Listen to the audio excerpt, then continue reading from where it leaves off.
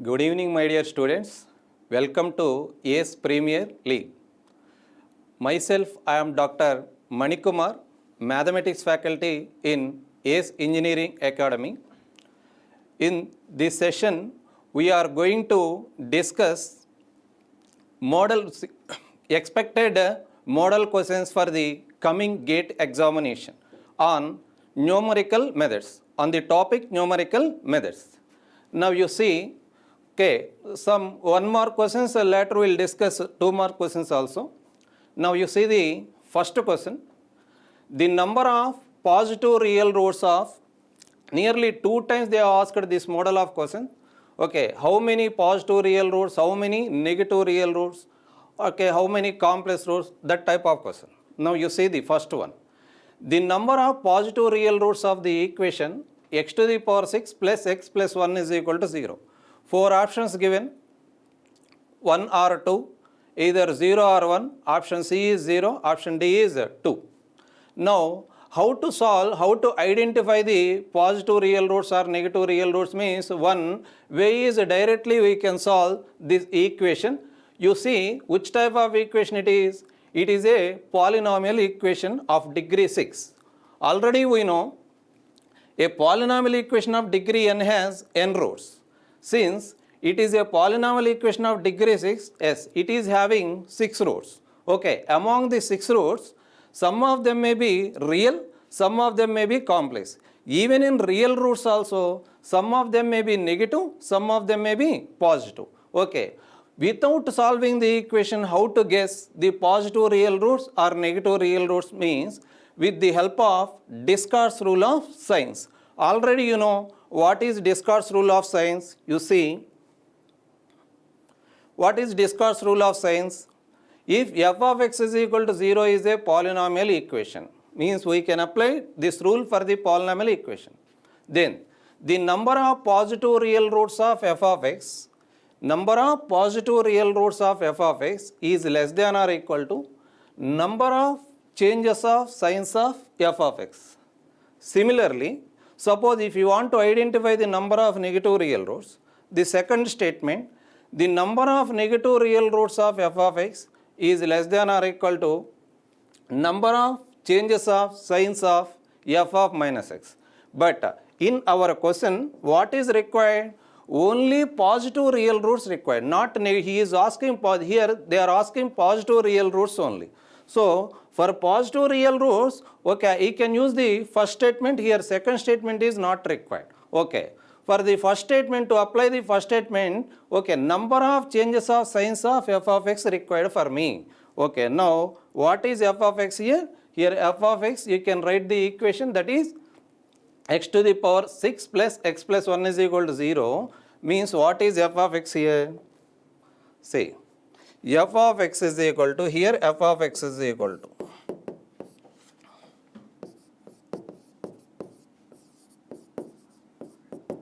here f of x is equal to x to the power 6, what it is, x to the power 6 plus x plus 1.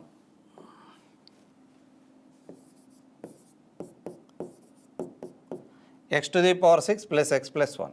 Now, write the signs of the coefficients of each term, each and every term. What are the coefficient signs here? X to the power 6 term, this term coefficient here, it is coefficient sign. Sign of the coefficient is here plus. And next one, even next term coefficient sign is plus. And third term coefficient sign, that is also plus. Okay. Is there any change in sign you observe? There is no change in sign. Means from starting to ending, see, the first sign is plus and the second one is also plus and the third one is also plus, in the sense there is no change in sign. There is no change in sign means according to the first statement of the Descartes' rule of signs. Therefore, what can you write?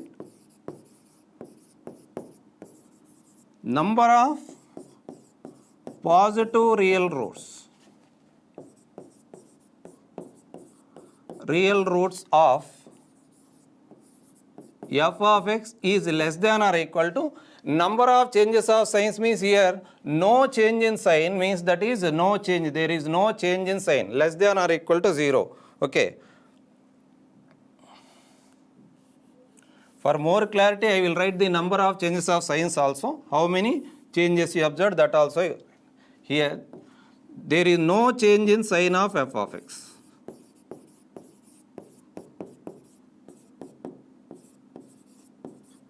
No change in sign of f of x. Therefore, number of positive real roots. Number of positive real roots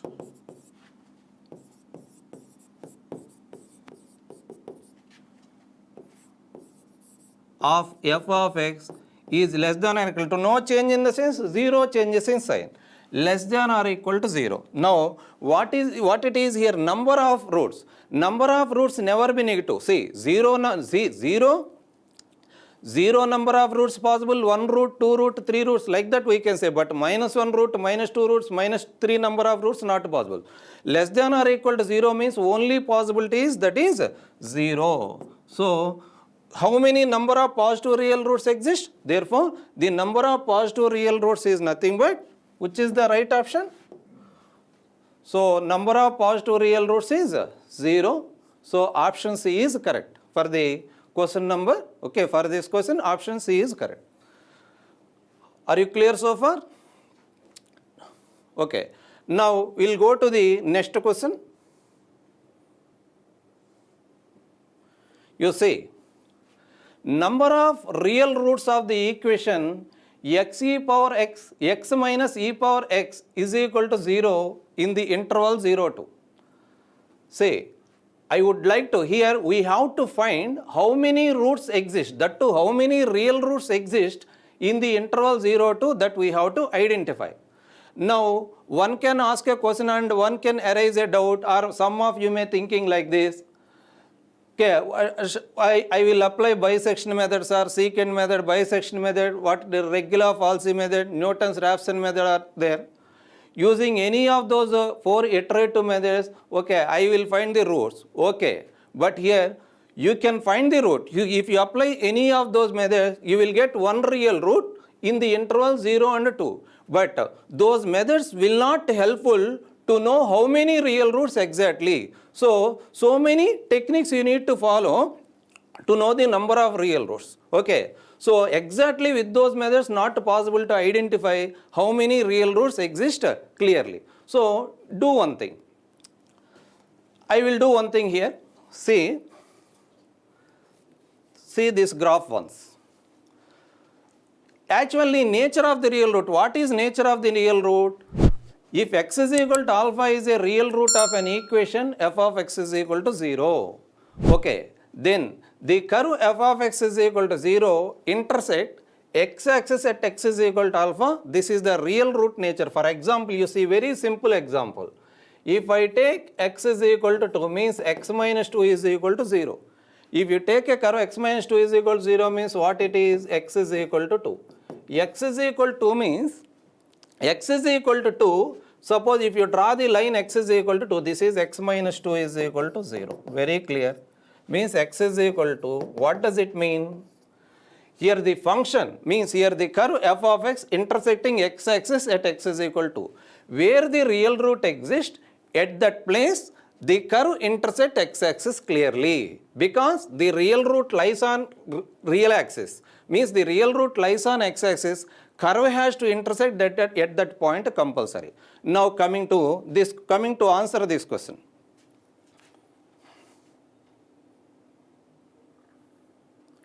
Coming to answer this question, actually say this.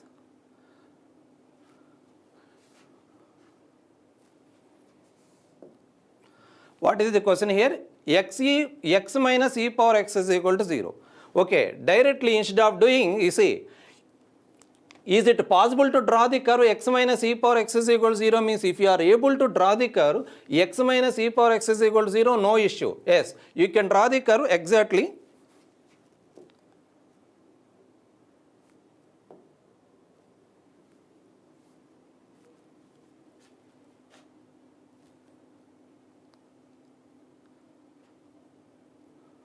Okay, say this. You can draw the curve exactly, and from that where the curve is intersecting x-axis you can guess. But is it possible to draw the curve directly? In the sense, not possible, because in between 0 and 2 you have to locate some points and you need to draw the curve. It is a long time process and time taking process. What is the simple technique, okay, to identify the number of roots in this case? In the sense, see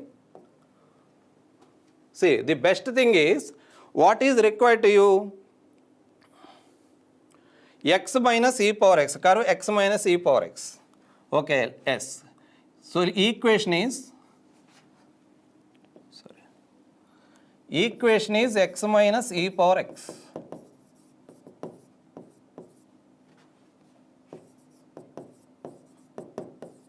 That implies x is equal to e power x. Okay, draw two separate curves. Actually, original curve is not like this. See this diagram carefully. Maybe some of you may think this is the curve, shape of the curve x minus e power x. No. This is not the curve x minus e power x. So what I am doing, see, this is one way, this is one method to identify the real root. So what I am doing here, you see, you can separate x is equal to e power x. Draw two separate curves. Separate them into, to separate this equation into two curves. Put y is equal to x is one curve, and y is equal to e power x is the another curve. Y is equal to e power x. This is a shape of the curve. Y is equal to, already it is a known curve, you know. And the second one is y is equal to x. Okay. If these two curves intersect at one point, the corresponding input is nothing but the corresponding input. Corresponding input means, for example, you see, that also I will give more clarity. Suppose one curve, suppose the sine curve is like this. Maybe one more curve may be like this. You just imagine another curve is like this. Like this. One more curve is like this. These two curves are intersecting at one point. See, one rough diagram I am drawing. This is not any example. Okay, how to identify? These two curves are intersecting at this place. What is the corresponding input? Corresponding input means the value of x where they are intersecting. The value of x which lies on x-axis where these two curves are intersecting. The corresponding x value is nothing but the corresponding x value. The point of intersection, corresponding to the point of intersection, x value is nothing but the real root. Okay, this is a way to identify the real root of an equation. But here, these two curves are not intersecting anywhere. These two curves are not intersecting anywhere, in the sense, no doubt, there is no value of x which satisfies both the curve, in the sense, no doubt there is no real root exists for this given equation. Okay, there is no real root. From this here, I am writing the conclusion here. These two curves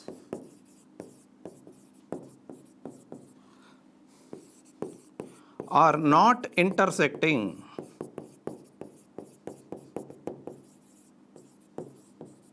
anywhere. This is not required. These two curves are not intersecting anywhere. Those two are not intersecting anywhere means in between 0 and 2. Actually, where our real root required? In between 0 and 2, real root required. Okay. In between 0 and 2 only real root required.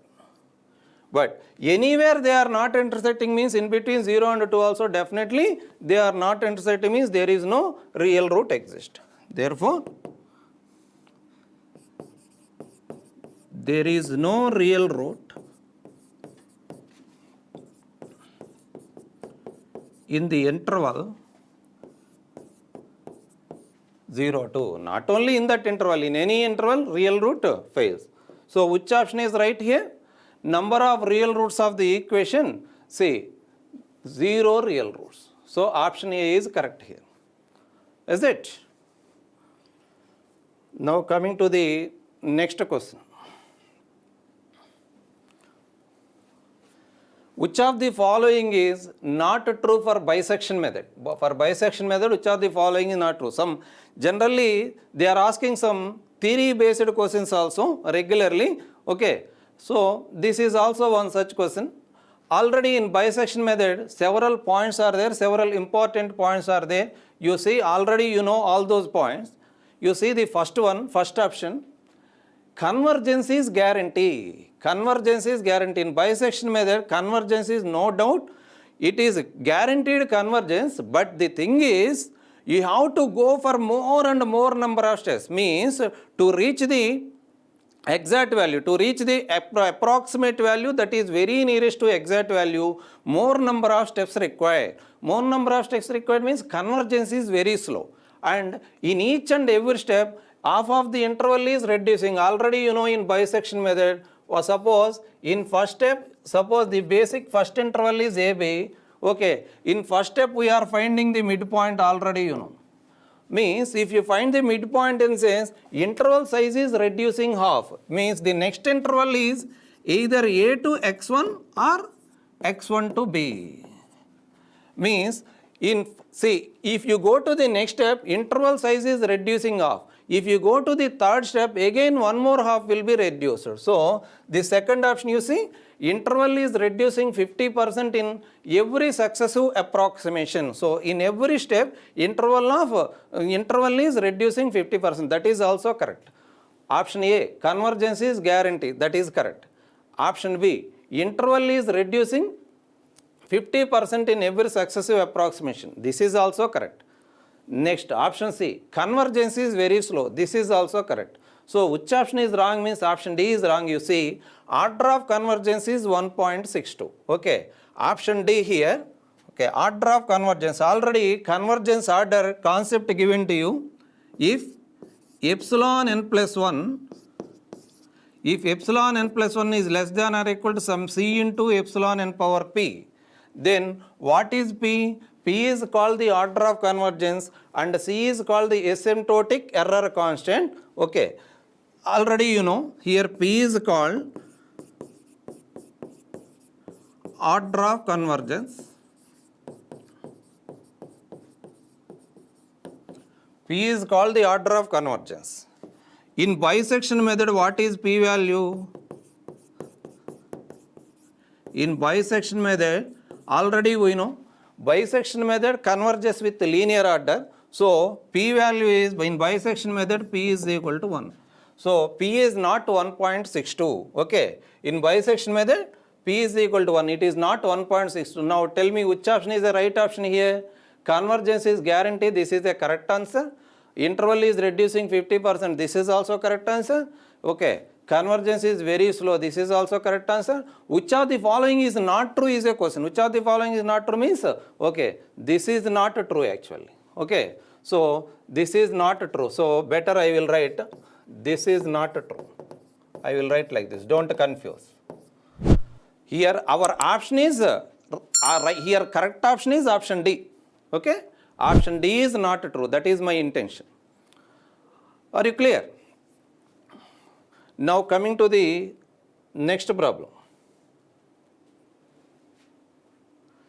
The second approximation of the root of x square plus x minus 1 is equal to 0 lies in the interval 0 and 1 using bisection method. Okay, using bisection method, we have to find the second step of the real root of x square plus x minus 1 is equal to 0.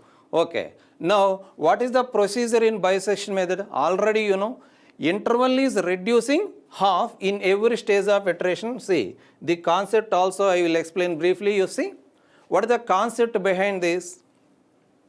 If f of a comma f of b have opposite signs, f of a comma f of b have opposite signs means maybe f of a negative, f of b positive, or f of a positive, f of b negative. Opposite signs is, okay, it may be negative positive combination. Okay. If f of a comma f of b have opposite signs, then the real root of the equation lies in the interval ab. Already this is a statement of the intermediate value theorem. Already you know. Now, what is the first step? If this condition exists, means if f of a and f of b both are having opposite signs, then what is the first approximation? First approximation x1 is nothing but, so the midpoint, suppose you see, that is nothing but, suppose interval is AB, like this, interval is AB. First approximation is nothing but the midpoint of A and B, that is A plus B by 2. This is x1 is A plus B by 2. Okay, now what is second approximation? After that, what I have to do? Okay, see, based on the output of x1, based on the output of f of x1, after that I have to find f of x1. After that I have to find f of x1. Okay, based on the sign of f of x1, the next interval may be reducing to either a to x1 or c, either a to x1 like this, either a to x1 or x1 to b, either a to x1 or x1 to b.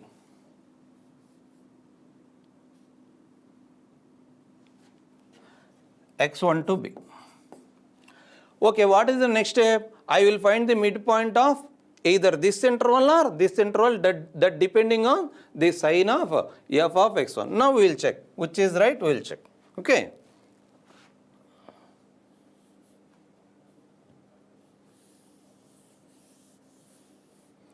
Now coming to the solution.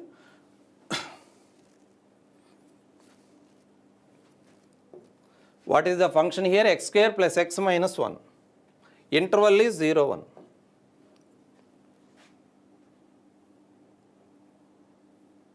Here I am finding solution.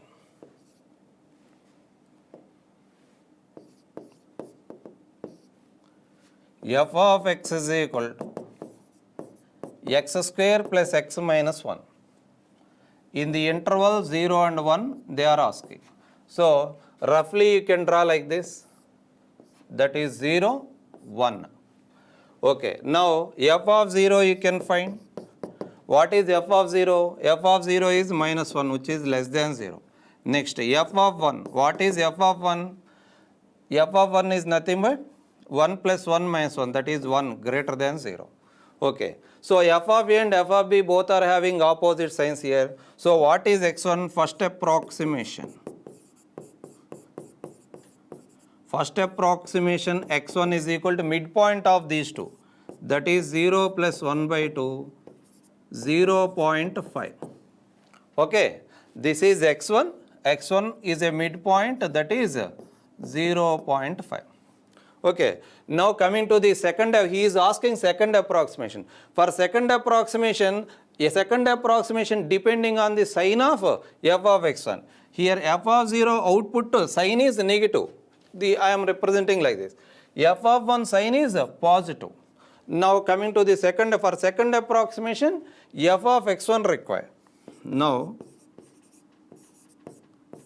f of x1 is equal to f of, what is x1 here? 0.5. 0.5 means substitute here. 0.5 whole square means better, that is 1 by 4. 1 by 2 whole square means 1 by 4. Plus 1 by 2 minus 1. 1 by 4 means 0.25. 1 by 2 means 0.5. 0.25 plus 0.5 is 0.75. Okay. 0.75 minus 1 means minus 0.25. It is less than 0. Less than 0 means output is negative. Okay. Output is negative. Again, by intermediate value theorem, the real root always lies between positive and a negative combination. So here f of 0 and f of 0.5 both are having same signs, means no guarantee in this interval. But f of 0.5 and f of 1 both are having opposite signs, in the sense 100% real root lies within this interval. Okay. Now therefore the real root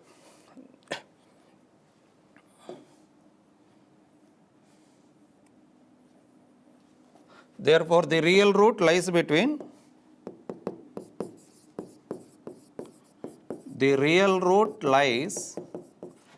in the interval 0.5 and 1, because 0.5 and 1 both are having, f of 0.5 and f of 1 both are having opposite signs. Okay, that is 0.5 comma 1. Now coming to the second approximation. Second approximation x2 is equal to, so midpoint of the new interval, what is the new interval here? 0.5 and 1. Midpoint of the new interval that is 0.5 plus 1 by 2. That is 1.5 by 2 is nothing but 0.75. 0.75. Is it? So, which option is the right option? Option B is correct. Option B is a right option for this question. Okay. Now you will go to the next one. Starting from x0 is equal to 1.0. One step of Newton-Raphson method in solving the equation x square minus 2 is equal to 0. Then the subsequent estimated value x1 will be. Okay, simply what he is asking, function f of x is equal to 0, real root he is asking. In the process of finding in the process of estimating that real root, initial guess x0 given as 1.0, he is asking the next guess, what is the next iteration value x1 with the help of using Newton-Raphson method. Okay, for that I can apply Newton-Raphson method. What is the NR iterative formula for n plus 1th iteration in Newton-Raphson method? Already you know. NR means Newton-Raphson. NR iterative formula for n plus 1th approximation is, in Newton-Raphson method, you know this is a formula. Xn plus 1 is equal to Xn minus f of Xn by f dash of Xn. No, see, but here Xn plus 1, only X1 required. Only X1 required means in place of Xn plus 1, that is X1. So, what is X1 now? Say this. Sorry.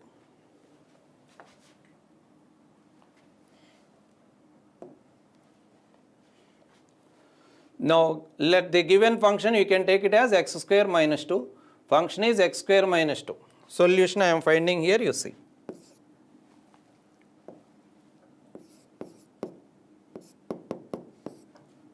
Let f of x is equal to. Let f of x is equal to x square minus 2. Okay. To apply NR iterative formula, derivative required, find its derivative f dash of x. F dash of x is equal to 2x. Okay. Initial step x0 given as 1.0. Given x0 is equal to, 1.0.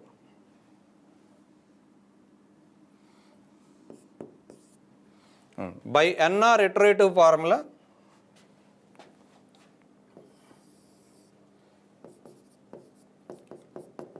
NR iterative formula,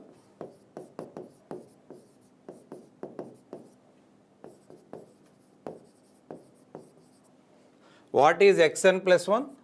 That is already iterative formula is available, that is xn plus 1 is equal to xn minus f of xn by f dash of xn, but here only x1 required. x1 is equal to x0 minus f of x0 by f dash of x0.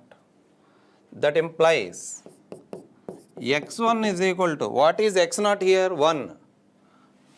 1 minus f of 1 by f dash of 1. That implies x1 is equal to 1 minus, what is f of 1? Substitute 1 here.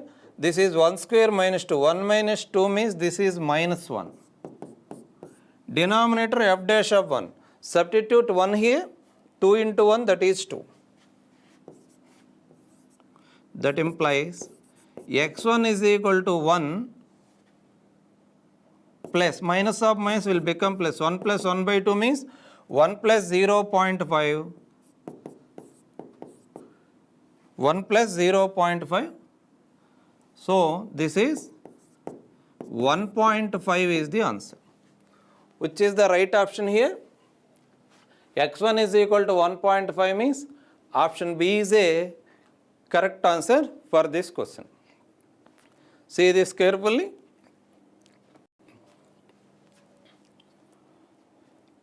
Okay. Now coming to the next question. Newton-Raphson method converges with which order? Linear order, quadratic order. Okay, this model of question, actually same model of question for bisection method they asked once. Okay, now same model of question I am giving for Newton-Raphson method. See, method converges with which order? Linear order or quadratic, cubic or biquadratic. Cubic means p-value 3, biquadratic means p-value is 4.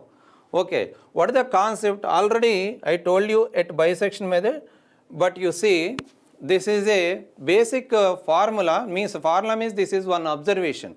Okay, from the practical approach this is one observation. If epsilon n, okay, in generally sometimes we can represent with en also.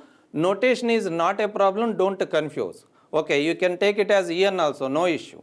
If epsilon n is the error in nth step, and if epsilon n plus 1 is the error in n plus 1th step, means simply how to understand this, I will explain with one simple observation.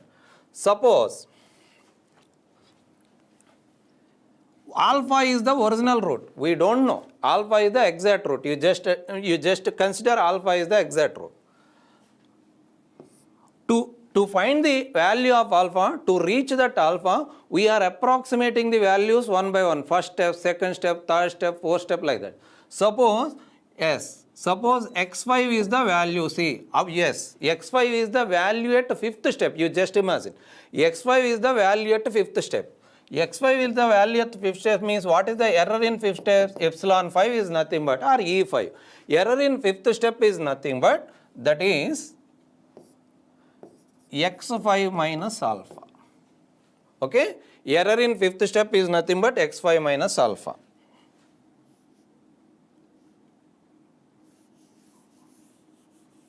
Suppose if you want to find the error at 5th step, that is x5 minus alpha. Suppose if you want to find the error in 6th step, means 6th step means what it is? That is nothing but x6 minus alpha. Generally, in Newton-Raphson method, the error is in this form, generally epsilon 6. See, two consecutive errors. Two consecutive errors means it may be epsilon 5, epsilon 6, or epsilon 6, epsilon 7, or 7, 8. Two consecutive iterations errors. I am not finding iterations. This is the error in 5th step, this is the error in 6 steps. How to understand here? Suppose epsilon n plus 1 means, suppose if n plus 1 is 6. Epsilon 6 is less than or equal to some c. There is c value also we can find, but here c value not required, leave it. We only p value required. Epsilon 6 is less than or equal to some c into epsilon 5 power 2, you can observe like this. Maybe these two consecutive errors may be at 7th and 8th step also, 8th and 9th step also. That is, if you continue like this, this power will be same. This power will be same. Okay, so it is in a form that is epsilon n plus 1 is less than or equal to some c into epsilon n power p. That power p is called the order of convergence and c is called the asymptotic error constant, already you know. Very clear. If the power p is increasing, means the convergence is fast. Okay, if p is decreasing, if power p is increasing, if p value is large, then the convergence is fast and it gives the faster convergence. Suppose if p value is small, convergence is slow. In Newton-Raphson method, convergence is fast compared to previous methods, in the sense here p value is 2. But in bisection method, p value is 1 only. Already we have discussed maybe in problem number 1 or first problem or second problem. See, in bisection method, p value is 1. In regular falsy method, we also call it as false position method. There also p value is 1. That's why both are converging with linear order. But in secant method, p value is 1.62. In Newton-Raphson method, p value is 2. P is large compared to previous. That's why convergence here it is fast. Now, order of convergence, what is the question here? Order of convergence is nothing but p value 2. Here p value 2 means p value 1 means linear, p value 2 means quadratic. If p is equal to 3 means cubic, p is equal to 4 means biquadratic. Now here only I am writing solution, you see. Solution.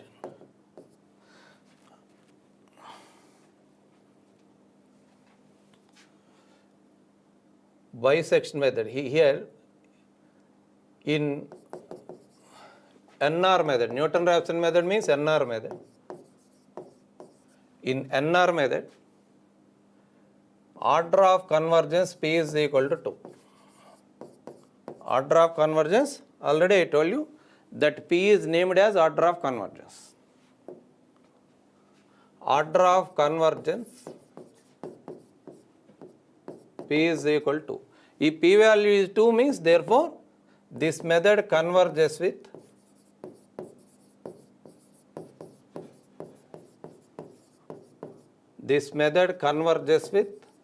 quadratic order.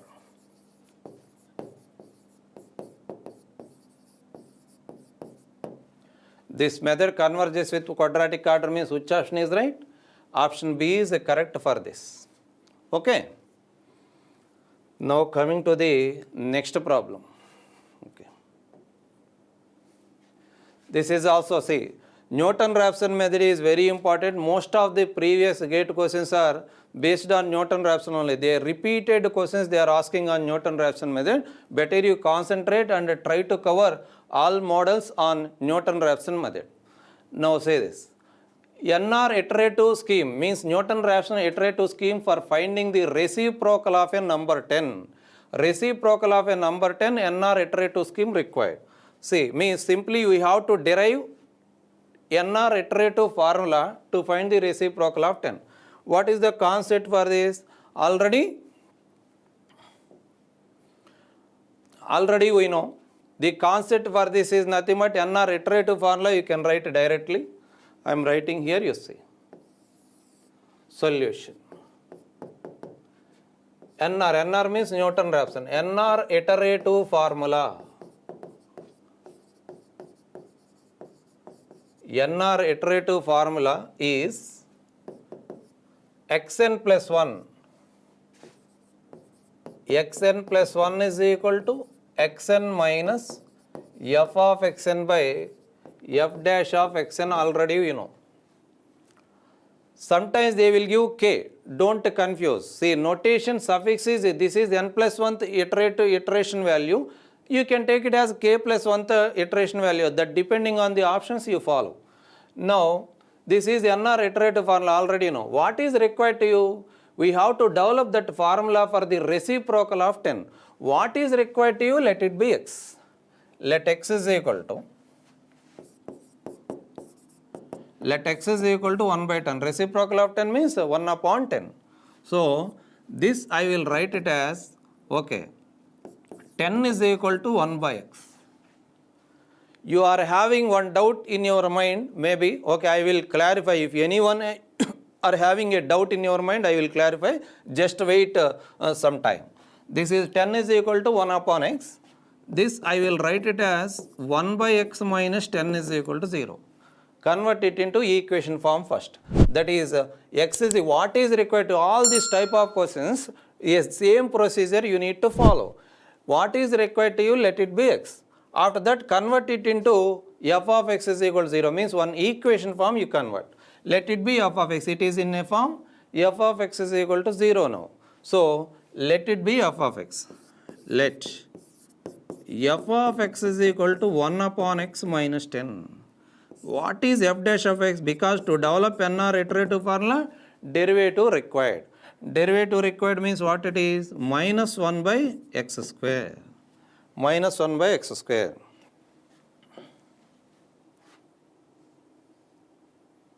Okay, by NR iterative formula,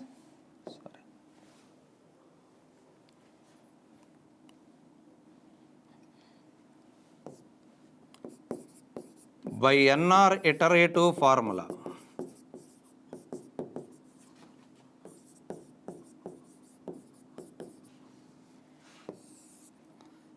Xn plus 1 is equal to xn minus f of xn by f dash of xn. That implies xn plus 1 is equal to xn minus. What is f of xn? F of x is 1 by x minus 10 means f of xn is nothing but 1 by xn minus 10 by f dash of xn is nothing but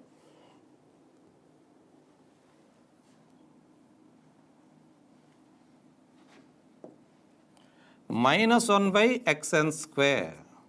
Minus 1 by xn square.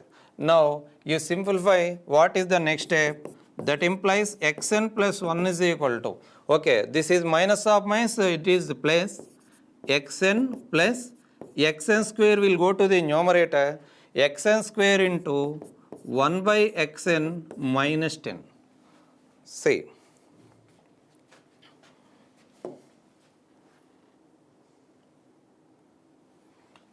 that implies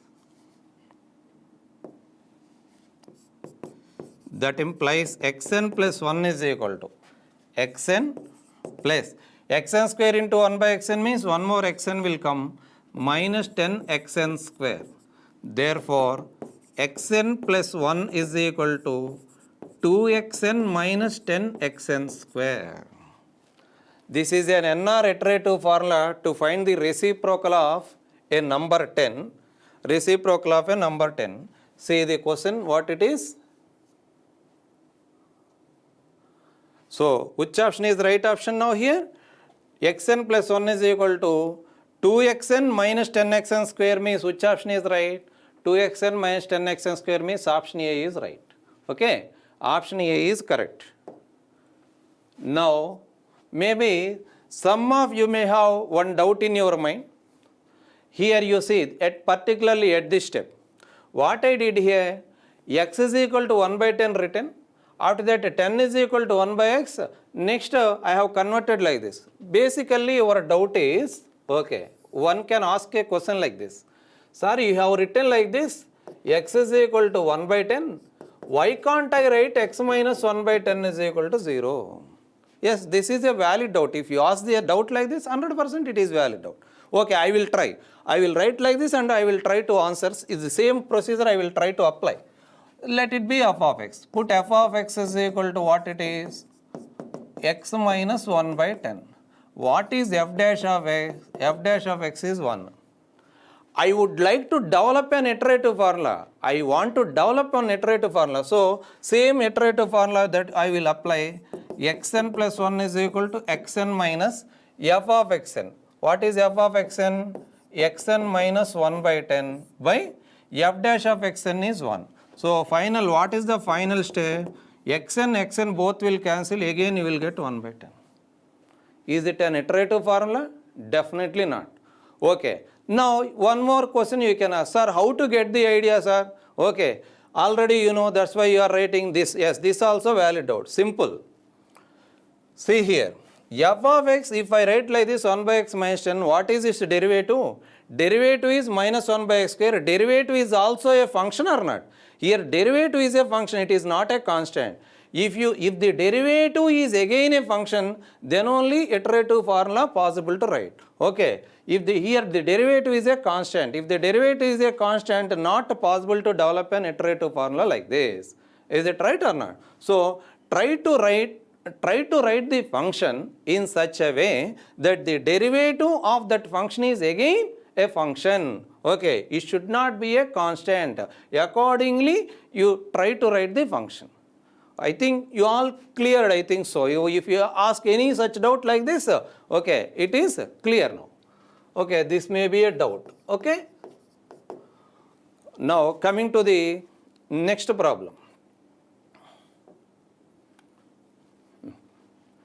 Numerical integration using trapezoidal rule gives the best result for a single variable function. See, this is one theoretical question. Sometimes they are asking a theory based questions on numerical methods. This is one such question you see.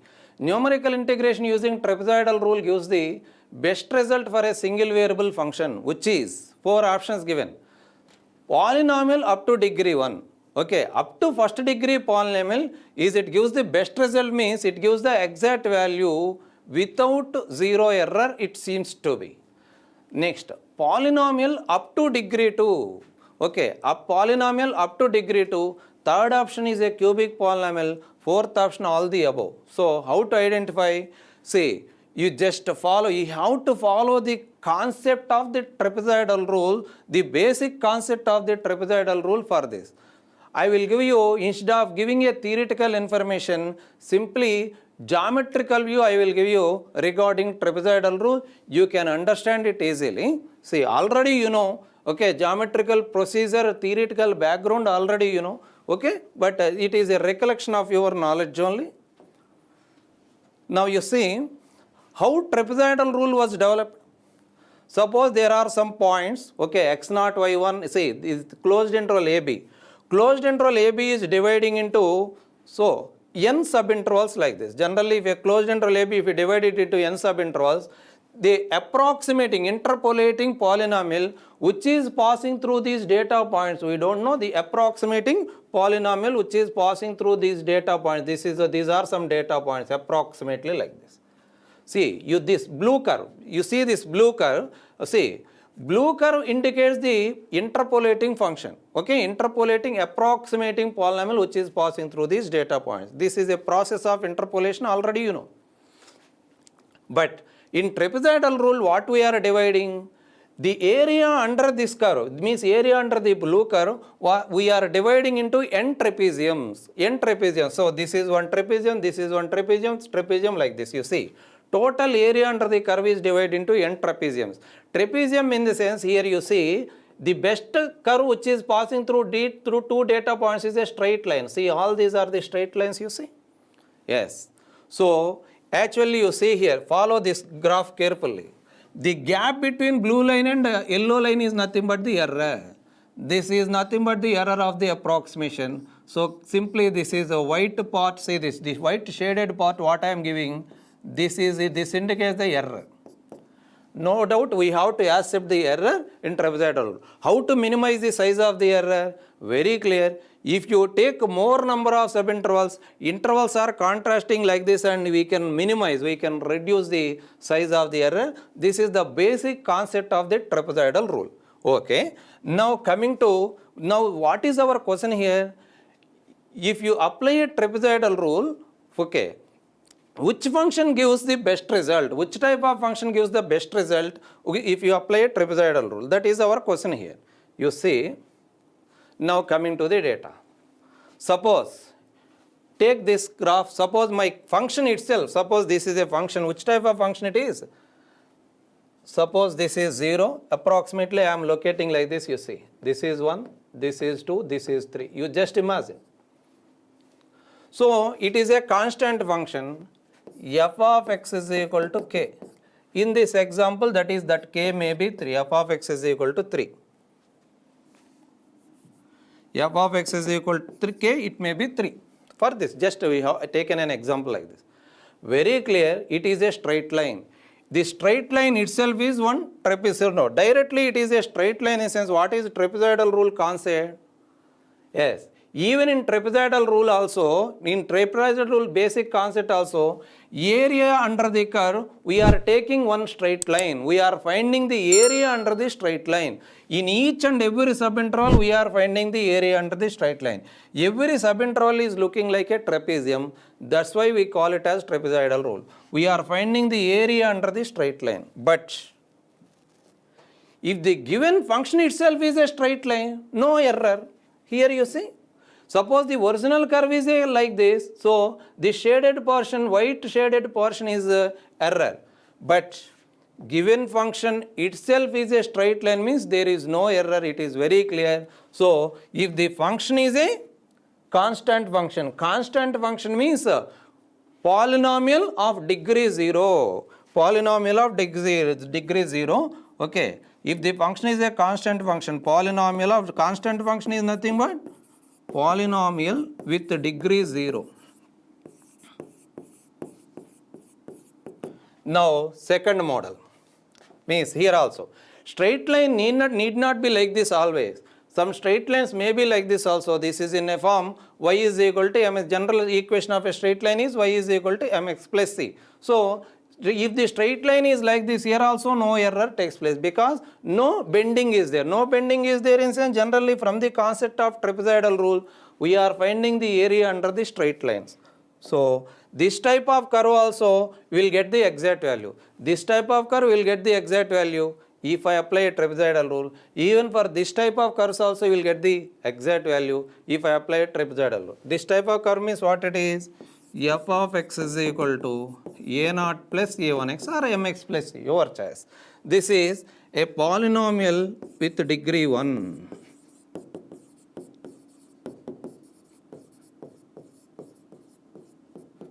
So, constant polynomial is always a straight line and first degree polynomial is always a straight line. So, area under the straight line, trapezoidal rule always gives the best result. But if you take a second degree polynomial, means quadratic polynomial, maybe x square minus 3x plus 2, that is a parabolic shape. Okay, that is second degree polynomial is a parabola.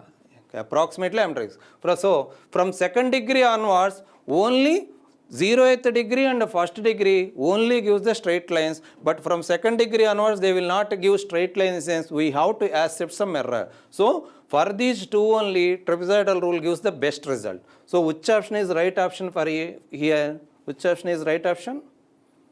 Yes, it gives the best result for a single variable function which is a polynomial up to degree 1, not exactly degree 1. Degree 0 and degree 1 both satisfy. So, up to degree 1, yes, we will get the exact values. Are you clear so far? Okay. Now, coming to the next problem.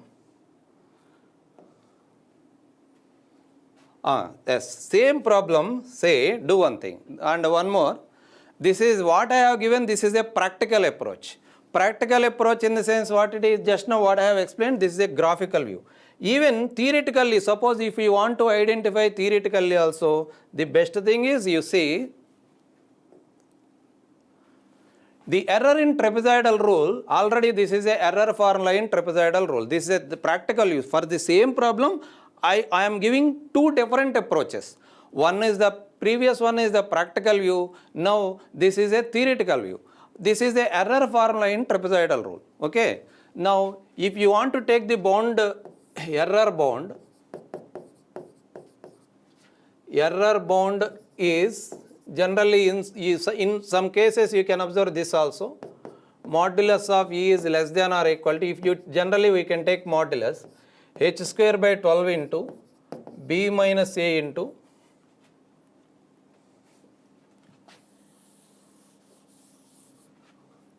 or better you can write like this also. En is less than or equal to h square by 12 into b minus a into maximum of second derivative of f at x. Both are same. Okay, this is the exact error formula. If you take the maximum boundary of the error, we can write like this also. Okay, in some cases you can observe this type of formula also, don't confuse. This is the direct error formula. Now you see, using this formula also we can identify it gives the best result or not. You see here in the formula, maximum of double derivative of x. Suppose if I take a quadratic polynomial, if I take f of x is equal to k, what is what is the first derivative? 0. What is the second derivative? That is also 0. Directly if I substitute here, you will get 0. So, error will become 0. Or if you take f of x is a first degree polynomial a naught plus a1x. What is first derivative? F dash of x. First derivative is nothing but a1. What is second derivative? Again 0. In this case, second derivative will be 0.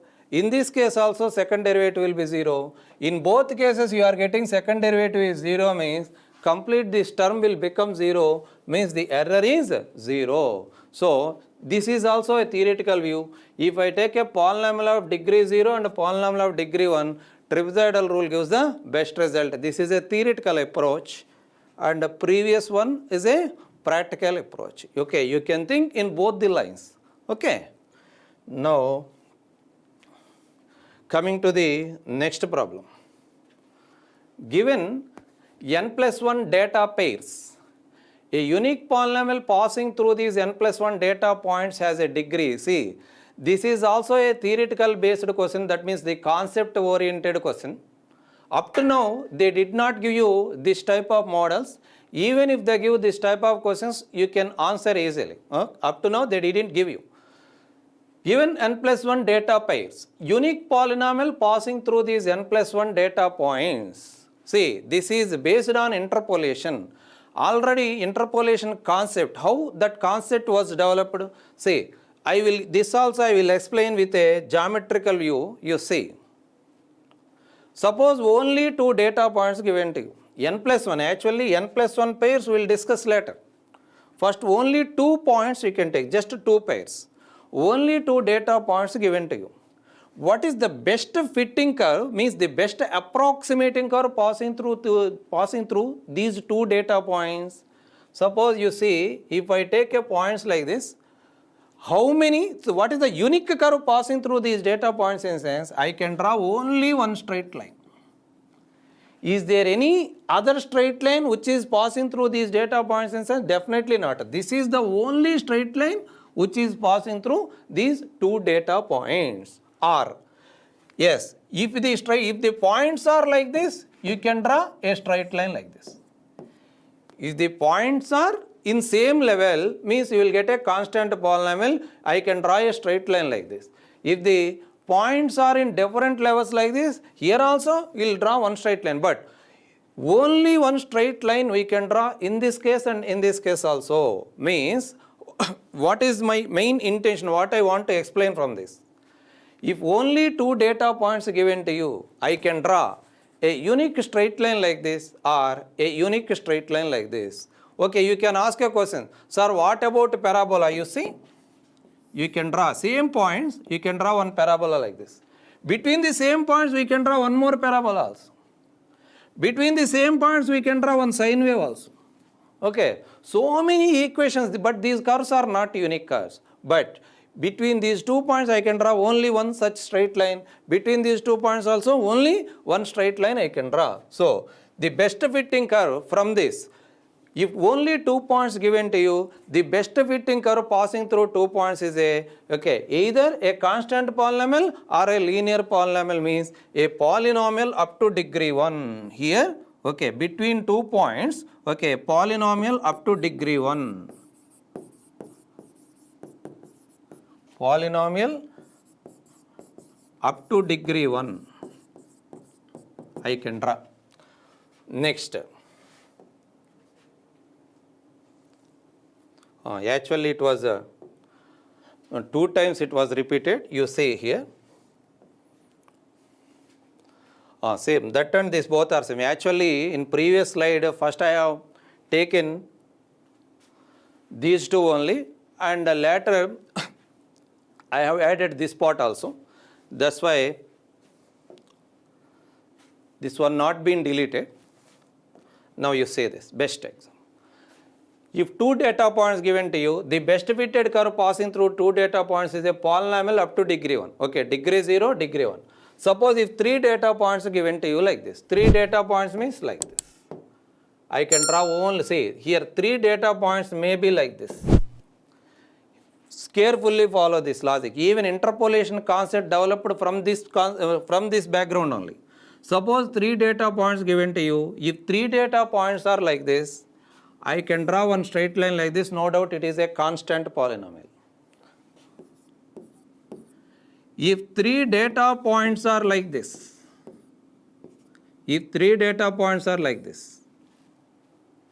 no doubt you can draw a straight line. In this case, constant polynomial means what it is? F of x is equal to k. If 3 data points are like this, I can draw unique polynomial, we can draw unique straight line like this. If 3 data points given to you, we can draw a straight line like this. This is in a form y is equal to mx plus c.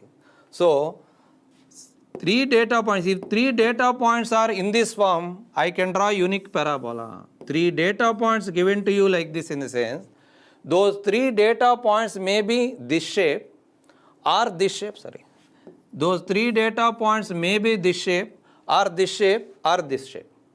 If the 3 data points are in this shape, we can draw a constant polynomial. If 3 data points are in this shape, we can draw a linear polynomial. Means if 3 data points are like this, okay, if you locate like this, we can draw a parabola like this. Parabola means what it is? Second degree polynomial. F of x is equal to a0 plus a1x plus a2x square. So from this, what I want to tell you clearly, yes, if two data points are given to you like this,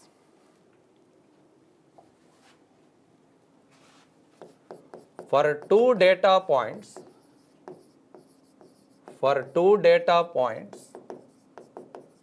what is unique polynomial? Unique polynomial is up to degree 1. Up to degree 1. Maybe this or this, maximum degree 1. If three data points are like this, for three data points,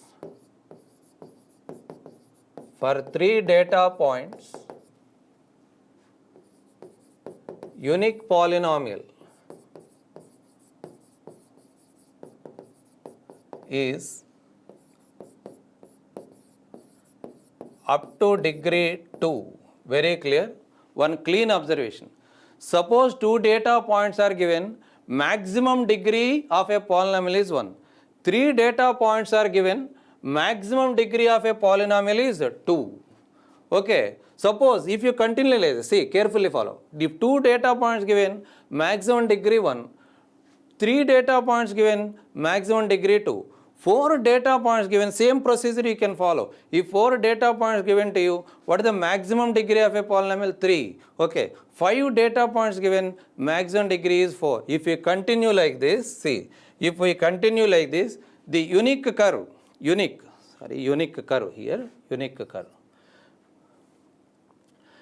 curve passing through n plus 1 points is a polynomial. Maximum degree polynomial is up to degree 1. 3 data points degree 2 means n plus 1 data points is up to degree n. Okay, this is one twist. This type of twisted question also they can ask, but up to now they didn't ask this model of questions.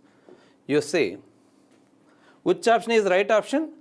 Maximum degree n plus 1 data points means maximum degree is n, means n or less than n is a right option. So option C is correct for this question. Okay. Now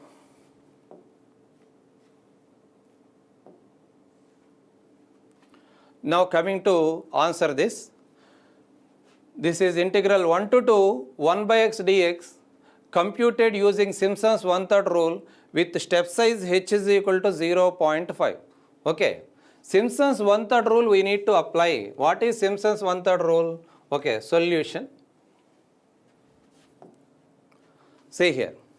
Simpson's 1/3 rule, what it is? H by 3 into y0 plus yn plus 4 into, okay, y0 plus yn means first ordinate plus last ordinate plus 4 into sum of the odd ordinates means plus 2 into sum of the even ordinates. Clearly here h given. What is h? Simpson's 1/3 rule with step size h is 0.5. Here h is given as 0.5. With 0.5 gap you have to maintain. Okay. So starting is 1. Okay. Here h is equal to 0.5. Already given in the question. Okay. Starting value h is equal to 1. Next. Starting value is 1. 0.5 gap means next what it must be? With 0.5 gap means 1.5. Next 2. Okay. The f of x means 1 by 1. Means 1 by 1 is 1 only. Here it is 1 by 1 upon 5. This is 1 by 2. 1, this is 1. 1 by 2 is 0.5. Find this value from calci. From calci the value is nothing but 0.6666. Okay, already I have finished the calculations. Okay, so this is 0.6666 you can take. You also verify. Now see, by Simpson's 1/3 rule means what it is? This is here h is equal to this is y0, this is y1, this is y2. Okay, y0, y1, y2. Okay, by Simpson's one-third rule, but here only three values are there. Integral 1 to 2 f of x dx, apply the formula h by 3. What is h here? 0. Okay, h by 3 into y0 plus yn. Yn means last value. That is y0 plus y2 plus 4 into odd. 4 into odd ordinates means 4 into y1. Only y1 is available. But y3 is not there to substitute. Plus 2 into even. 2 into even means y2 plus y4. But don't write y2. Okay. First and last you have to write only one time only. If y4 is there, then I will write. But y4 is not there. So this is. That is nothing but what is h value? H is nothing but 0.5 by 3. y0. What is y0 value? 1 plus what is y2? 0.5 plus 4 into what is y1? 0.6666. Okay, after calculations, this value will be equal to 0.6944. You can check it. You also can check it. 0.6944. Okay, from calc you can check this value. Okay.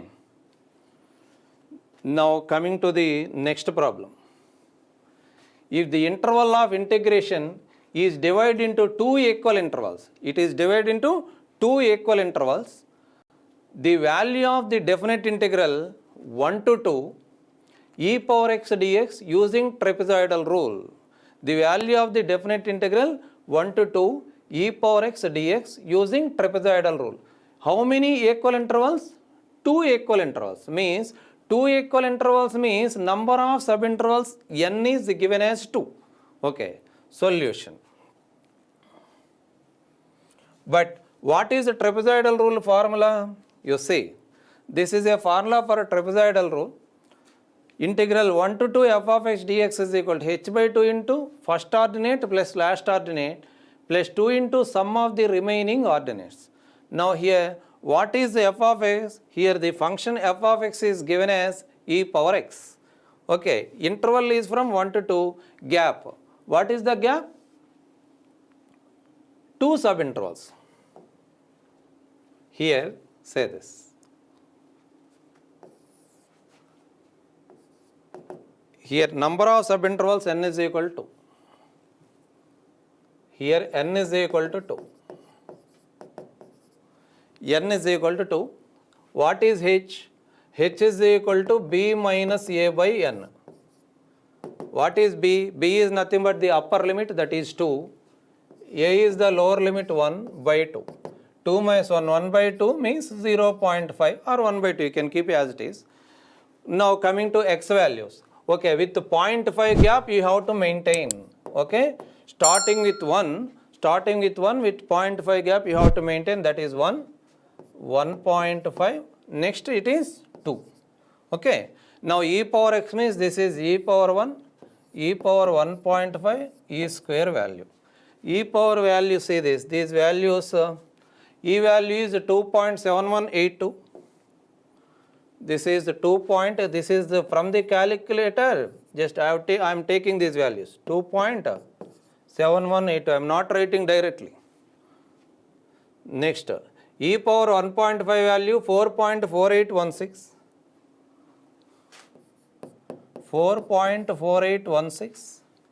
Next, e square value is 7.3890. 7.3890. Substitute all these values, therefore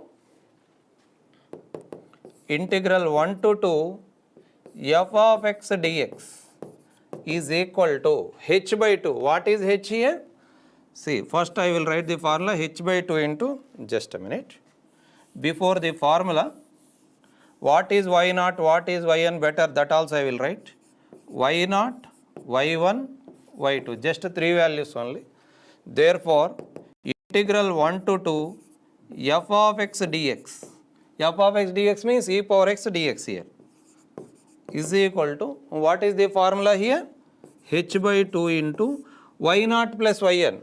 Yn is just y2 only here. Y naught plus y2 plus 2 into remaining ordinates. Remaining means only one ordinates remains, that is y1 only. Okay, that is nothing but h. What is h value? 0.5 by 2 into, okay, what is y naught? 2.7182 plus y2. What is y2? y2 is 7.3890 plus 2 into y1 means 4.4816. Okay, after calculations, okay, the final value is this one, 4.7676. Okay, 4.7676 is a final value. So, which option is correct for this? Option B is correct. Okay.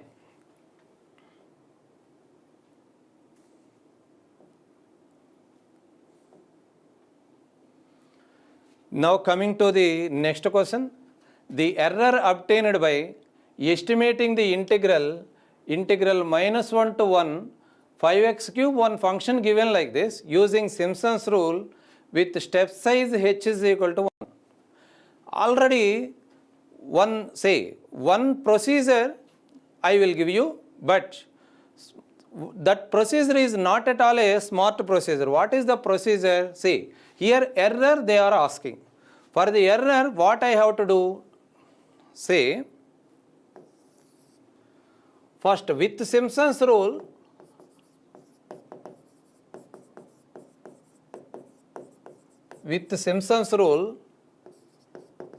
find integral minus 1 to 1 f of x dx. I will apply Simpson's rule, means Simpson's 1/3 rule I will apply, and I will find the integration. I will find the integration from minus 1 to 1 f of x dx. We will get one value, this is approximate value we will get. Approximate value we will get. The basic procedure I am telling you. What we are getting here? Approximate value. Okay. Now, for exact value, already function is available. Integration lower limit and upper limit is available. Direct integration you can. Okay. Integral minus 1 to 1 directly you can integrate. That is 5x cube minus 3x square plus 2x plus 1 dx. If you apply direct integration formula, you will get exact value. Once again, listen carefully. You can apply Simpson's rule. Already you know how to apply Simpson's rule. Yes, we will get approximate value only, not exact value. But you can integrate the function directly because the function is in polynomial form. Okay, we can integrate directly, we will get exact value. What is asking error? Error is nothing but the difference between exact value minus approximate value. Difference between modulus of the difference between exact value minus approximate value. This value minus this value, modulus you can take, no doubt you will get the answer. But this is not a smart procedure for this problem. It is a, don't waste your valuable time. Simple logic you can follow. Same model of information given for trapezoidal rule. So, same Simpson's rule also you see what is error formula in Simpson's rule. Error formula in Simpson's rule is nothing but this one minus h to the power 4.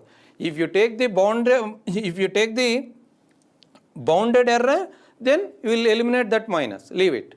Error formula in Simpson's rule is minus h to the power 4 by 180 into b minus a into maximum of fourth derivative of f at x. But you follow this carefully. This is a polynomial function. In place of here f of x is a polynomial function. This is a polynomial function of degree 3. This is a polynomial function of degree 3 means what it is? F of x is equal to, that is nothing but 5x cube minus 3x square plus 2x plus 1. What is the f dash of x? What is its first derivative? 6x, sorry. This first derivative is nothing but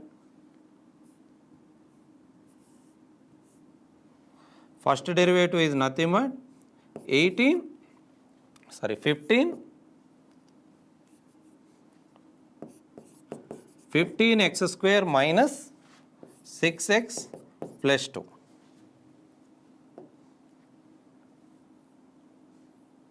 What is second derivative? Second derivative is nothing but 30x minus 6. What is third derivative? 30. What is fourth derivative? 0. In formula, fourth derivative I have to substitute or not? Maximum of fourth derivative of x I have to substitute. If I find the fourth derivative, I am getting 0 in sense, no doubt error will become 0. Why unnecessarily doing like this? Time waste. Very clear. So, from this easily you can identify what it is. It is a third degree polynomial. Third degree, you need not do this work also.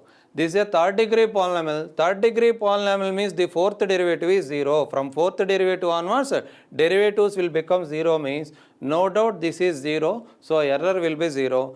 If you have any doubt, you can cross verify like this. With this, we will get the same 100% we will get 0. 0 is the answer. Option A is correct. Okay. Now coming to the slide, so coming to the next problem, that is Taylor series method is used to solve the initial value problem dy by dx is equal to y using a time step of 0.1 with the initial condition y of 0 is equal to 1. The value of y of 0.1 computed by this method up to h square term. Up to h square term of the Taylor series. Okay. See, this is using Taylor series, we can solve initial value problems. First order, first degree differential equations, you can solve using Taylor series method and Runge-Kutta methods, Euler's method, modified Euler's method. Already you know. This is one such case. Okay, I have to solve this initial value problem using Taylor series method with step size h is equal to 0.1. What is the formula in Taylor's method? See, if dy by dx is equal to f of xy is a differential equation with initial condition y of x naught is equal to y naught. Then by Taylor series method, okay, what is y1? How to find y1 means this is a way. y1 is equal to y of x1 is nothing but, this is a complete formula. But here I have to write this is an infinite series. But here I have to write up to h square term only. Okay, before that prepare the data what is required to you. First you prepare the data what is required to you. I am preparing, first you prepare the data. Okay, what is given? Dy by dx is equal to y. With y of 0 is equal to 1. Solution I am finding, you see. Solution. Given dy by dx is equal to y. Given dy by dx is equal to,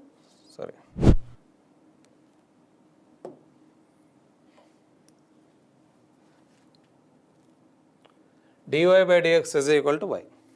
Okay. Step size h is 0.1, y of 0 is equal to 1. That implies y dash is equal to y. Okay. Y dash is equal to y.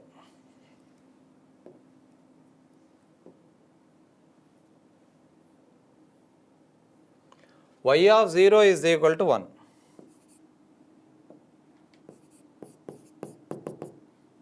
What is required to you? Y of 0 is equal to 1. What is required to you? Y of 0.1 required with step size h is equal to 0.1. Y of 0.1 required with h is equal to 0.1. This is the complete data. Now to apply Taylor series, what are required to you? Y naught dash required, y naught double dash required, because up to h square term I have to write in sense. First you have to find y naught dash and y naught double dash. First you have to find y naught and y naught double dash. You see.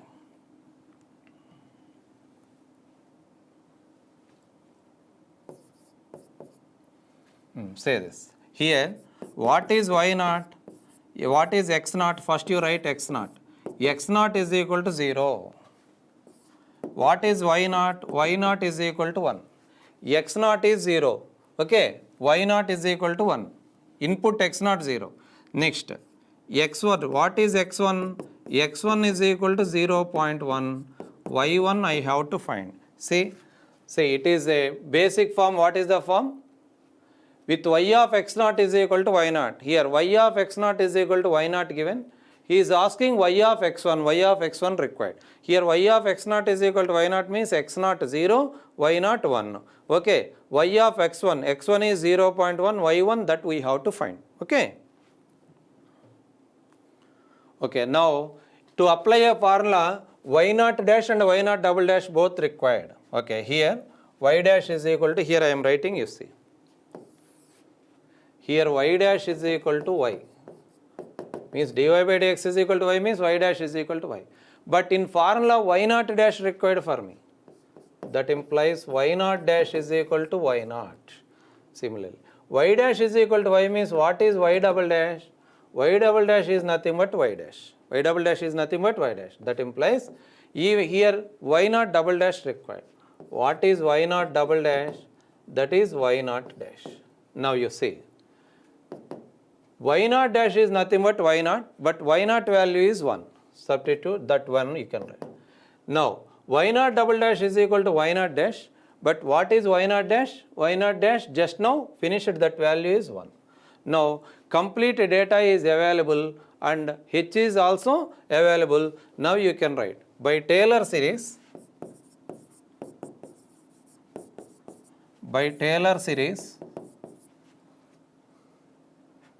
up to h square term, by Taylor series up to h square term, y1 is equal to y of x1 is equal to up to h square term, what it is? Y naught plus h into h by 1 factorial into y naught dash. Y naught plus h by 1 factorial into y naught dash.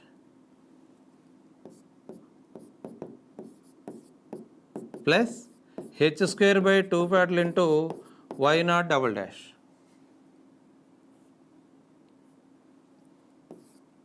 Okay, don't write plus and so on because up to h square term only they are asking. Now substitute all the values. What is y naught? Y naught is nothing but 1 plus h. H is nothing but 0.1 by 1 factorial into y naught dash. Y naught dash is also 1 plus 0.1 whole square by 2 factorial means 2 only. Y naught double dash is also 1. Therefore, y of x1 means y of 0.1. Y of 0.1 is equal to 1 plus 0.1 plus 0.01 by 2. Okay. Final answer is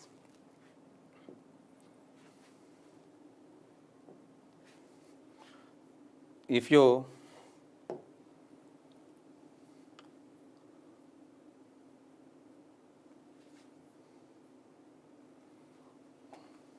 option D, will get option D is right. Okay, 1.00, 1.005 will get. Okay, after all calculations, you will get 1.005. From Calc you can check. Will get 1.005. Okay, so which option is right option?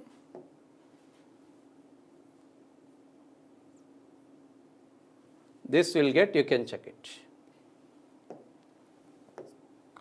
Okay. Now, coming to the next problem.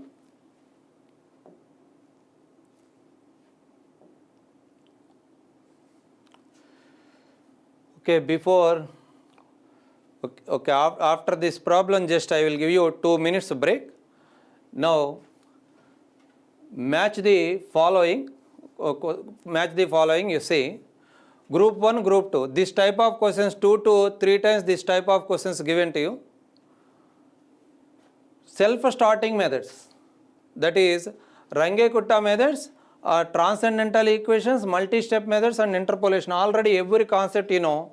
Which method is called self-starting method? RK methods are called self-starting method. Range-Kutta methods are called self-starting methods. Already you know. Why they are self-starting method means just one initial value is sufficient. Okay. So if I know y0, I can find y1, y2, y3 next values we can find directly. That's why this method, all these methods, RK methods, Range-Kutta methods are called self-starting methods. Already you know. Transcendental equations. We can solve transcendental equations with Newton-Raphson method. Okay. Using NR method we can solve transcendental equations. Now multi-step methods, predictor corrector methods are called multi-step methods. Predictor corrector methods means already we know Adams, Bosworth, Moulton method and Mainz, Simpson method. Those are called predictor corrector methods. Multi-step predictor corrector methods are also called multi-step methods. Now interpolation. Okay, Newton's divided difference formula is given for for the interpolating function only. Okay, so these are the matching options already you know. So tell me P1 Q3 R4 S2. P1 Q3 R4 S2 means this is the okay. Just 2 minutes I am giving break for 2 minutes.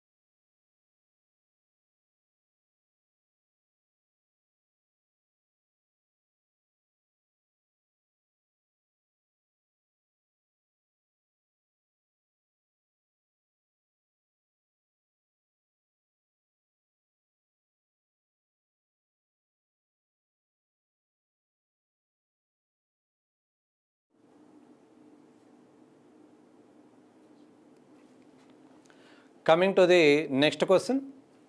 Given the differential equation y dash is equal to x plus y with initial condition y of 0 is equal to 0.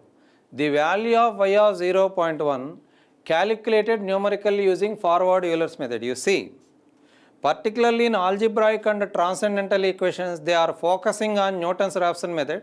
Sometimes they are asking on bisection method.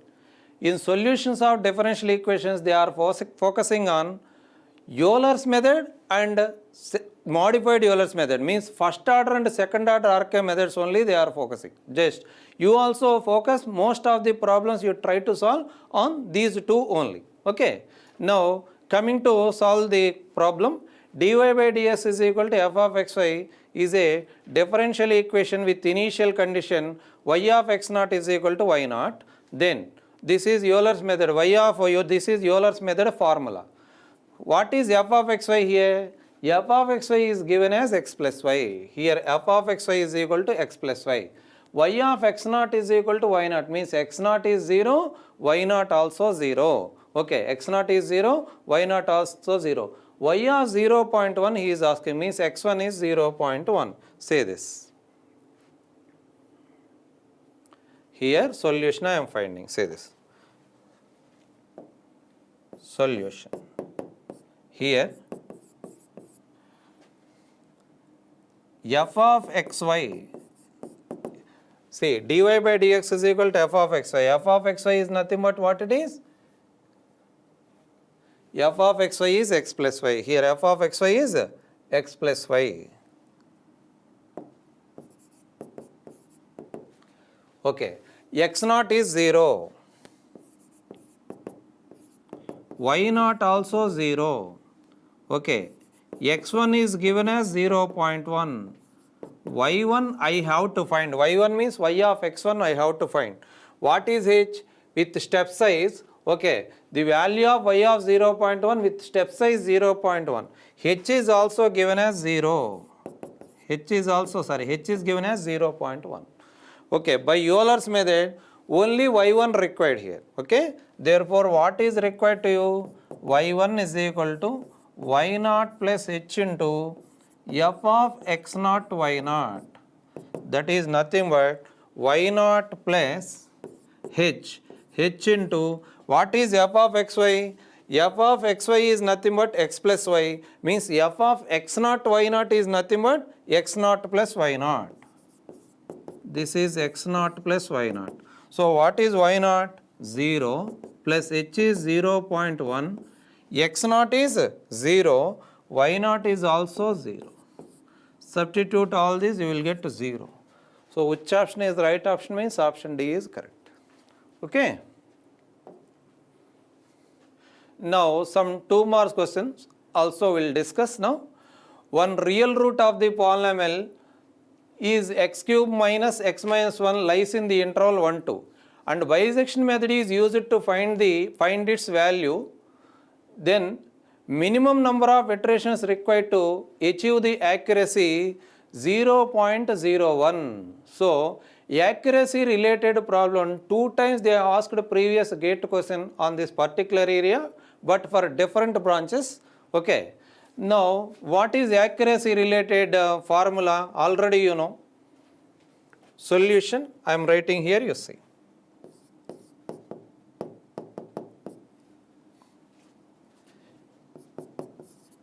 If xn is the nth iteration,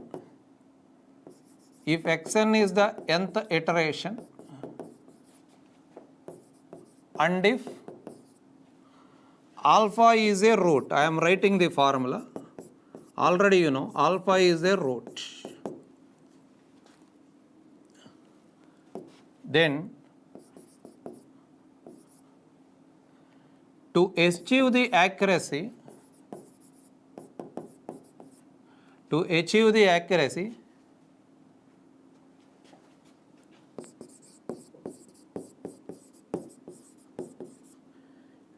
epsilon or delta, notation is your choice. Formula is modulus of xn minus alpha is less than b minus a by 2 power n, which is less than this epsilon. So you can take this b minus a by 2 power n is less than epsilon. Actually, we can take this as a formula. What is epsilon given here? Epsilon or delta, you can take either epsilon. Epsilon given as 0.01. Interval is b minus a, c. Now you can take it as a formula. Interval is b minus a. Here a is equal to, here I am writing, here a is equal to, interval is nothing but, what is the interval? Interval is given as 1, 2. A is equal to 1, a is equal to 1, b is equal to b minus a by n. Now epsilon is given as 0.01. Now you can go to that formula now. B minus a by epsilon. Now b minus a by 2 power n is less than epsilon. That implies b, what is b? That is 2 minus 1 by 2 power n is less than 0.01 is less than 0.01. That implies 1 by 2 power n is less than 1 by 100, is it? That implies 100 is less than, 100 is less than 2 power n.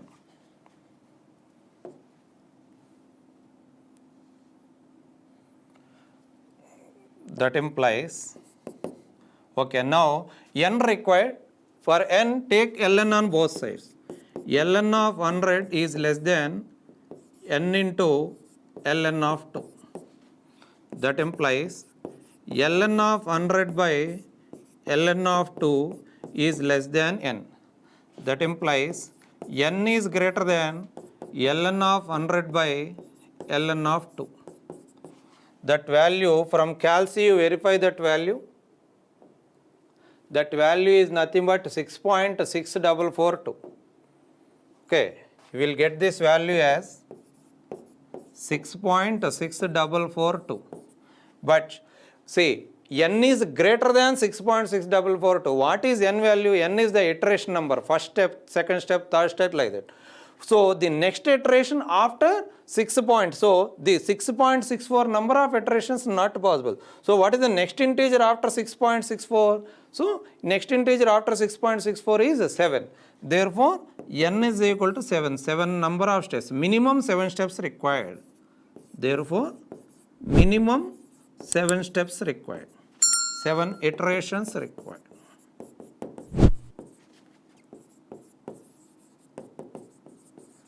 Okay, minimum 7 iterations required. So which option is the right option here? So option C is correct. Okay, now we'll go to the next problem. One of the real root of the quadratic equation x square plus x minus 3 is equal to 0 is to be solved numerically in the interval 1, 2. If the first two values can be approximated with bisection method, then the estimated value of the root after the application of the secant method in next step. Means to apply secant method, two initial values required. Those two initial values we have to approximate with the bisection method. Next value we have to apply secant method. Okay, solution.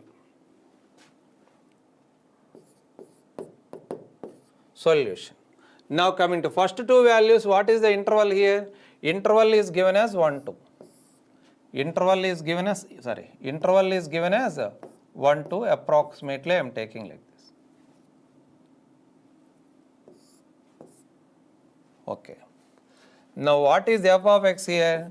F of x is equal to x square plus x minus 3. F of 1 is nothing but 1 plus 1, that is minus 1 less than 0 means output negative. F of 2, 4 plus 2 minus 3, 3 greater than 0 means output positive. Okay, so what is the first step? First step x1 is nothing but midpoint 1.5. So x1 is equal to midpoint of these two, that is 1 plus 2 by 2. 1.5 first value. So better you will write it as x naught, because for secant formula we are taking a formula as x naught, first iteration. Now coming to second iteration, for second iteration f of x naught I have to find. F of x naught is equal to f of 1.5. Substitute f of 1.5 here, you will get 0.75. Output you will get it as 0.75 will get. 0.75 means the positive value, output is positive. Okay, the root lies between, therefore the root lies between where to where? Therefore the root lies between 1 and 1.5. 1 and 1.5. Now coming to the second approximation x2.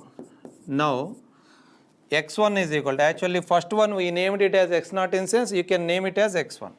Midpoint of these two, 1 plus 1.5 by 2, that is 1.25. Now x naught and x1 both are available. First two approximations we have to find with bisection method already. Yes, first two values we have approximated by using bisection method. Next value we have to estimate with the method of with secant method. Okay, now you can go to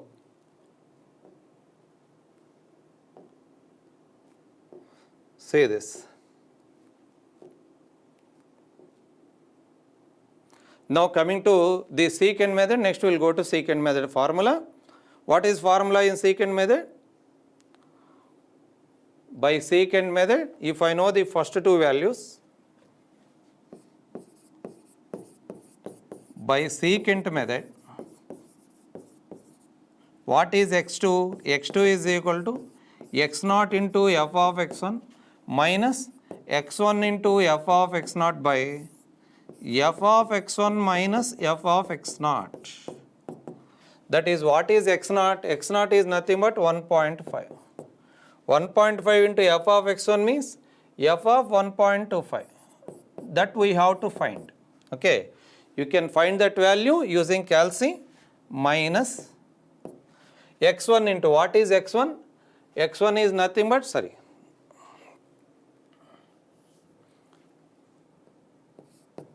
f of x1 means, okay, f of 1.25 into f of 1.25 minus x1 into means 1.25 into f of x naught. F of x naught means f of 1.5 by f of 1.25 minus f of 1.5. Okay, find these values. Now after calculations the final value will get like this.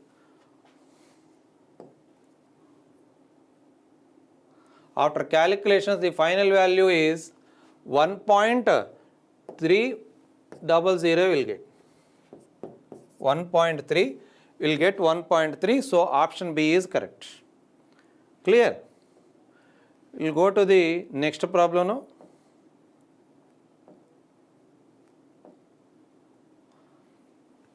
Find the first approximation of the fifth root of 30 by Newton-Raphson method by initial guess was chosen to be x is equal to 2.0.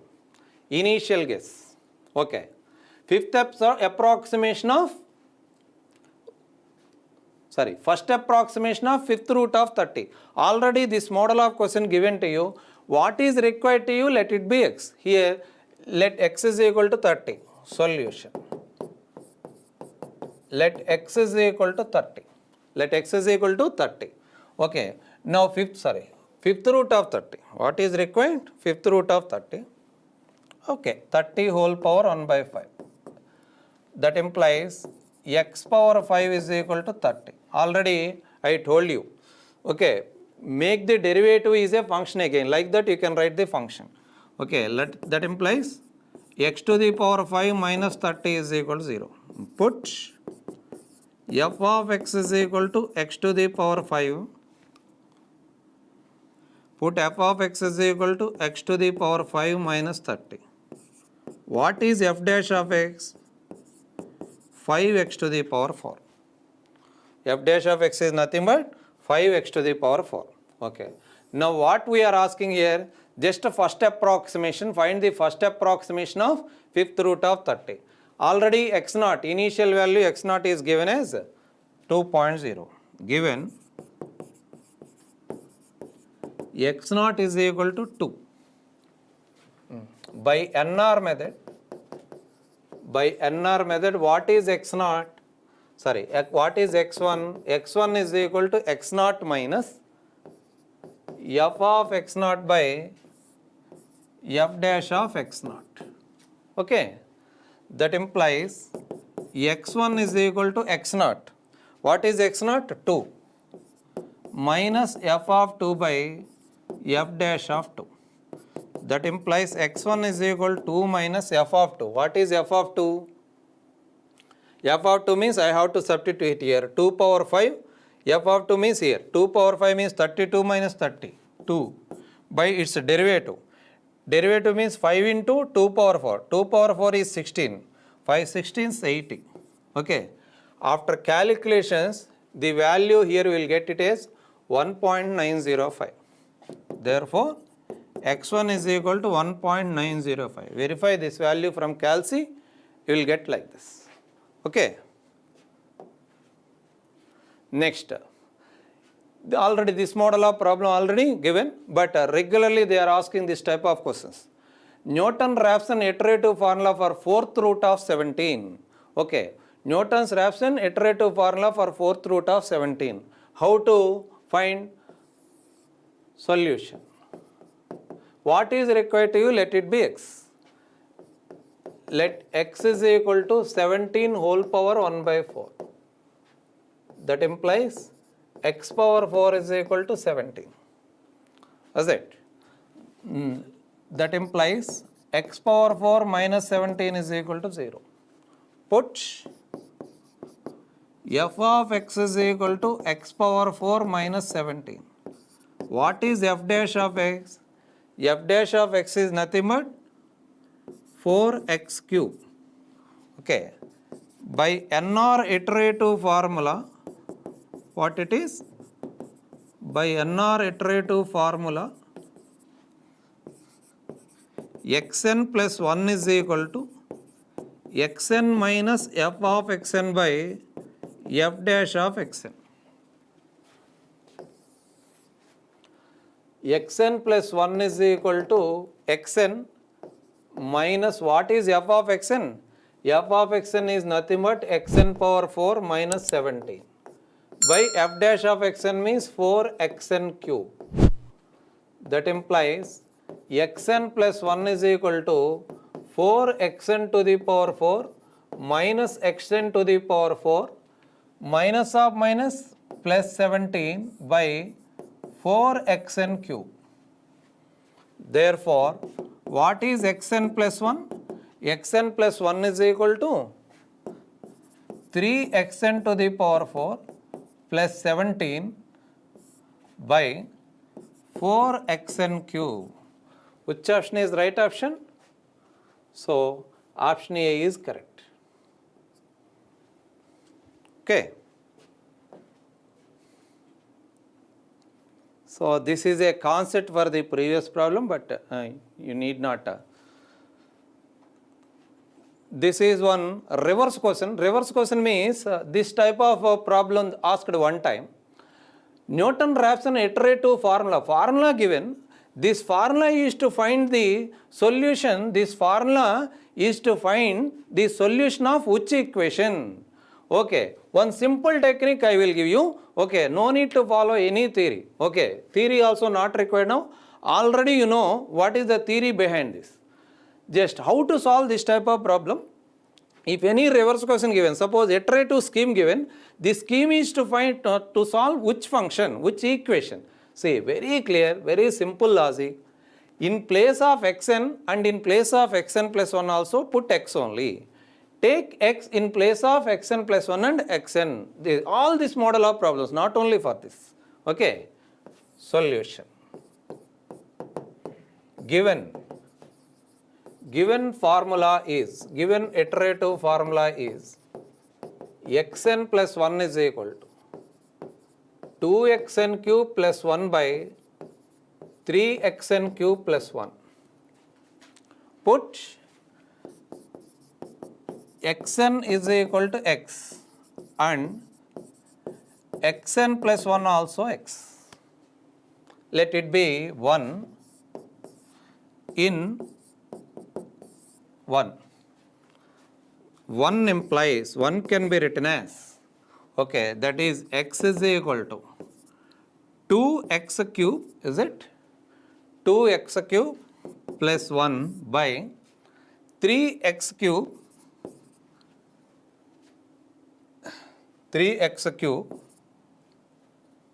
plus 1. That implies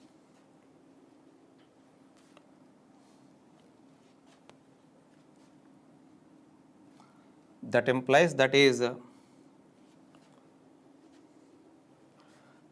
3x to the power 4. Do one thing, a small correction in the problem. This is a square, not a cube. Okay, please correct it, because okay, even if you take with cube also you can take, but answer will not coincide. There is a small typo error, it is a square.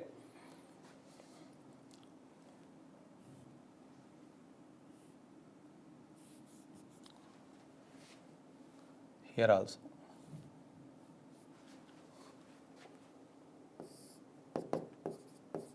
Three xn square plus 1. Okay, now x is equal to xn plus 1 is equal to, that implies x is equal to, here you can write it as 2x cube plus 1 by 3x square plus 1. Cross multiply 3x cube plus x minus is equal to 2x cube plus 1. Therefore, x cube plus x minus 1 is equal to 0. X cube plus x minus 1 is equal to 0 means option A coincides for it. Okay. Now, this is one. Integral 0 to 2 f of x whole square dx using trapezoidal rule for the following data by dividing into two subintervals. Okay. Already data given dividing into two subintervals means it's very clear. Already we have prepared a table. Two subintervals means 0 to 1 is one subinterval and 1 to 2 is one subinterval. Okay. So, already see this table also given in the question. Okay. In the question itself this table given. Now, but what they are asking here, it is nothing but integral 0 to 2 f of x whole square, not f of x. Actually data given for f of x, but they are asking integral 0 to 2 f of x whole square. See, that's why I have taken additional row here. Actually table was given like this. Okay. Function not given, directly table was given like this. I have taken an additional row. Why? Because they are asking for f of x whole square. Okay. Now, directly from this you can write what it is. F of x is nothing but 8 means it is 64. This is nothing but 5 square, this is 25, and this is nothing but 36. So, here y naught is, because the function is f of x whole square here, y naught, y1, y2. By trapezoidal rule, what is the formula? Okay. By trapezoidal rule, say, you can apply a trapezoidal rule here. This is a trapezoidal rule formula. Okay. That is nothing but h by 2 into, what is h here? H is nothing but, you see,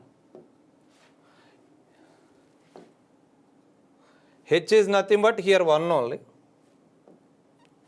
So, 1 by 2 into y naught plus yn, this is nothing but h by 2 into here y naught plus y2 plus 2 into only 1, y1 remains. That is nothing but what is h? Okay, that is nothing but y naught plus y2 means 64 plus 36. H is 1, 1 by 2 into 64 plus 36 plus 2 into y1 is 25. y1 is 25 or not? You see, y1 is 25. That is nothing but 1 by 2 into 100 plus 50. 150 by 2 means 75 is the answer. So, option B is correct. Okay.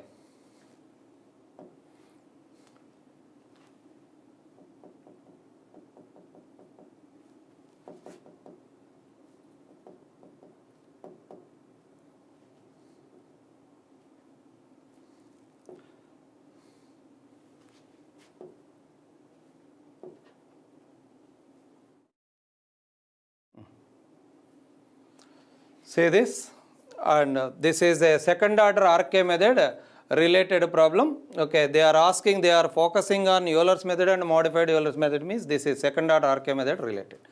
Given differential equation y dash is equal to x square plus y with initial condition y of 0 is equal to 1, the value of y of 0.1 they are asking. Calculated numerically using second order RK method. See, what is second order RK method formula? Dy by dx is equal to f of xy is a differential equation with initial condition. Then by second order RK method, what is y1? y0 plus 1 by 2 into k1 plus k2. k1 is nothing but h into f of x0 y0. k2 is nothing but h into f of x0 plus h and y0 plus k1. Now, what is f of xy here? X square plus y. Here I am writing, you see. Here solution. Here f of xy is x square plus y. Okay. Y of 0 is equal to 1. Y of 0.1 required to you. That implies, so what is x0? x0 is 0. What is y0? y0 is 1. x0 is 0, x0 is 0, y0 is 1. Okay, what is x1? 0.1. What is y1? That I have to find. Okay, now, okay, complete data is available. Now, first you find k1 and k2. Already formula is available. First you find k1 and k2. What is k1? k1 is equal to h into f of x0 y0. That is h into f of xy is x square plus y. So, f of x0 y0 is nothing but x0 square plus y0. What is h? h is nothing but, h is given as 0.1. Okay. H is step size, h is given as 0.1. That also h is equal to 0.1 given in the question. x0 square, what is x0? 0. 0 square plus y0 is 1. So 0.1 into 1 means 0.1 only. Now coming to k2 also you can find like this. Okay, what is k2? Now coming to find k2. k2 is equal to h into f of x0 plus h comma y0 plus k1. x0 plus h comma y0 plus k1. That implies k2 is equal to h into f of xy is x square plus y, x square plus y. In place of x, x0 plus h is there. x0 plus h whole square plus y0 plus k1. That is nothing but h is 0.1, x0 is 0, h is again 0.1 whole square plus y0. What is y0 here? y0 is nothing but, what is y0? y0 is 1. Okay. So this is 1 plus k1. What is k1? k1 is 0.1. Okay. From this you can find, okay, this is k1, this is 0.1 into 0.1 into 0.1 whole square means 0.01 plus 1.1. Okay. Find k2 value from calci. After finding k1 and k2, directly I am writing the value, you see. Therefore, okay, therefore,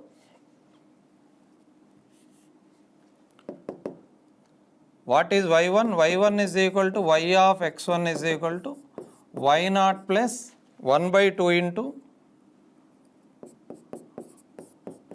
k1 plus k2. Okay, so substitute all those values. Okay, after substituting that y0 value, k1 value and k2 value, okay, The last step,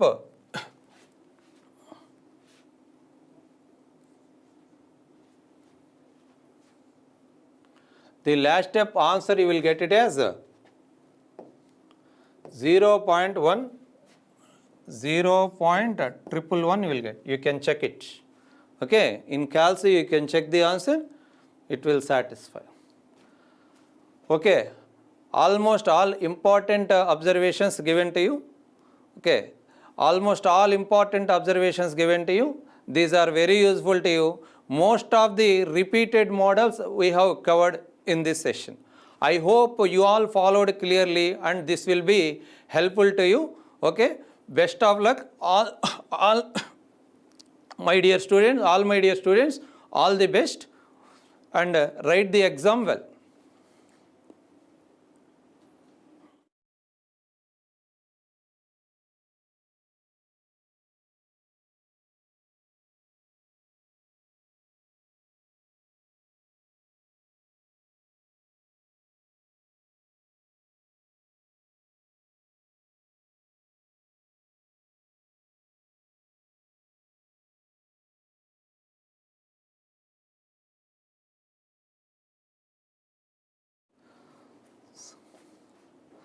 Yes, you see the coupon is displaying on board here, you see.